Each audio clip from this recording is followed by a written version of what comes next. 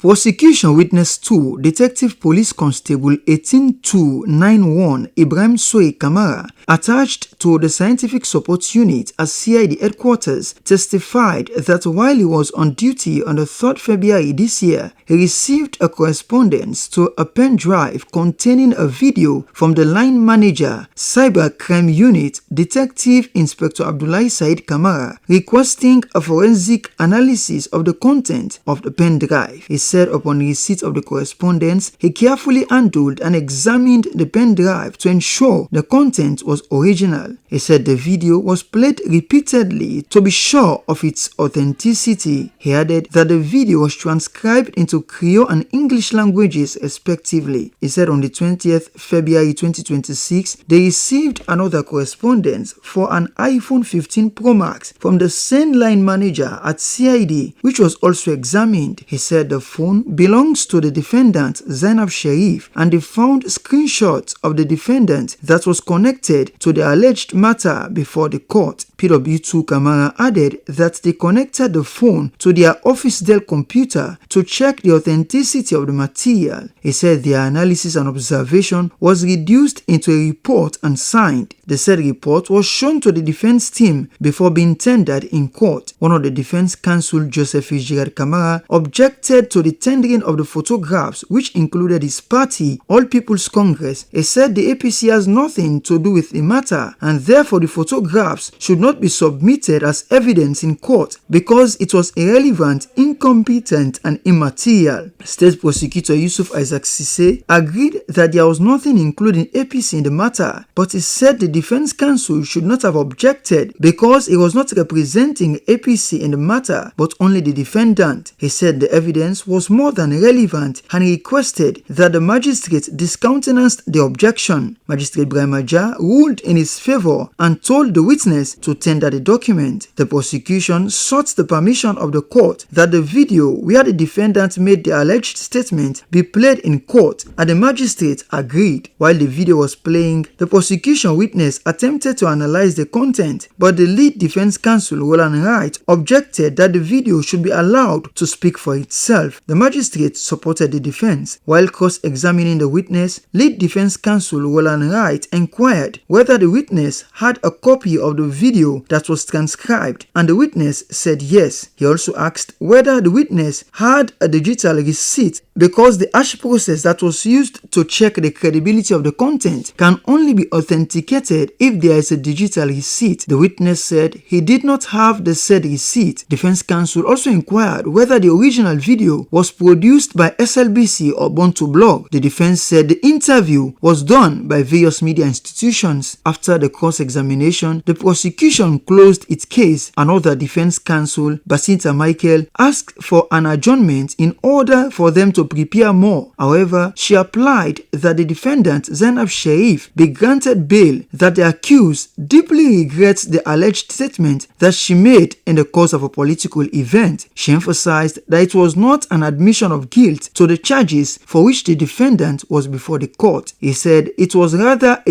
regret to the distress that the alleged statement may have caused to the prosecution and members of the public. He said the defendant had no intention to incite anyone. In fact, no violence erupted after the said statement and no complaint from the public. He said there had been public outcry and controversy regarding the said matter, even though the court should not be guided by emotion or passion, but by the Constitution and the Criminal Procedure Act. She appealed that the defendant be granted bail, having denied 3 times, even if on strict conditions. She added that the defendant was not a flight risk and that she is passionate about Sierra Leone. State Prosecutor Yusuf Isaac Sise opposed the defendant's bail condition, stating that the defendant was a flight risk and that it was difficult for the police to get her. He said the matter should not be handled by emotion but by its merit. He said an incitement to kill was grave, and if anyone trivialized it, the person was being dishonest. Having heard the bail application of the defense and the objection of the prosecution, Magistrate Ibrahim Ajah denied the defendant on the grounds that the defendant is a flight risk. For SLBC, Mohamed Kouma reporting.